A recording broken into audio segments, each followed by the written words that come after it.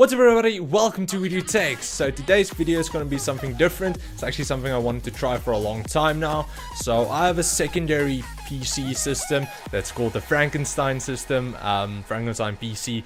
It's just a PC that a lot of my friends gave me parts for, so we just built a extra PC so if somebody came over to LAN or whatever.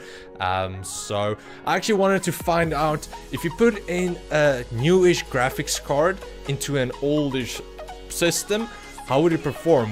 Is the CPU really that important for gaming? So the Frankenstein system has a Core2Quad Q8200 that's running at 2.33 GHz. It has 6 gigs of DDR2 RAM that's also running at 667 MHz. Then the graphics card I tested was with my EVGA 980 4GB and a 1050 Ti Zotac 4GB graphics card. To compare it to a stronger system, I compared it to my current system, which has an i5 3570K, 32 gigs of Corsair Vengence memory that's running at 1600 MHz, and then my 980. The benchmarks I ran was on Unigine Heaven and Valley, and the games I tested was Crysis 3, Witcher 3, and Tomb Raider.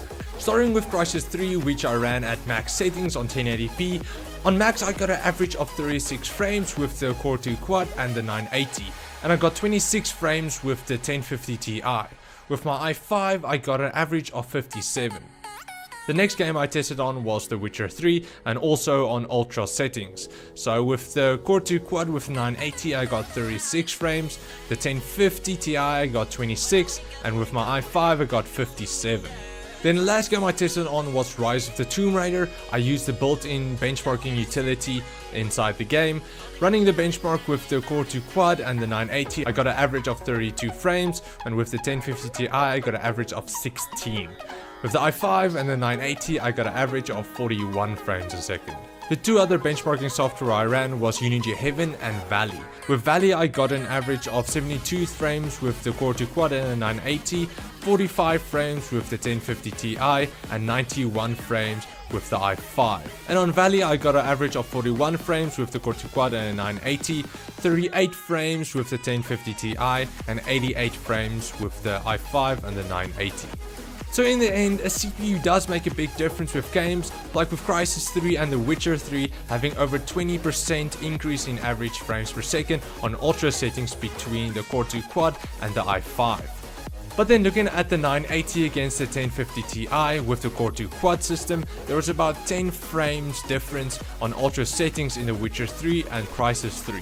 But when I bumped the graphics down to medium settings, the difference was only between 1 to 5 FPS on average, which isn't bad. I did get a lot of major frame drops with the Core2Quad compared to the i5. I'm just really amazed that a 9-year-old CPU with 6 gigs of DDR2 RAM still lets you play games on such a high frame rate. I know my 3rd gen i5 isn't that new as well, and some people may have a different opinion, but this is still very cool to see. So in the end, if you still have an old system like a Core2Quad or even a 1st generation i5 and you don't have enough money to buy a fully new system, just look into buying a mid to high range graphics card and you'll be able to play games at 30 FPS on mid to high settings. Okay, so that was my first benchmarking video I actually did with more hardware related stuff. So I hope you guys enjoyed it. If you did, please like, share, subscribe and comment. Also, if you have something else for me to like benchmark or anything, please let me know. If I forgot something or you didn't like something, please let me know what it was so I can just improve it for next time. I know that it wasn't that great, but I did my best. I tried something different, so please do not hammer me for forgetting something or something. So but yeah, I hope you guys enjoyed, and then I'll see you guys next time. Cheers guys.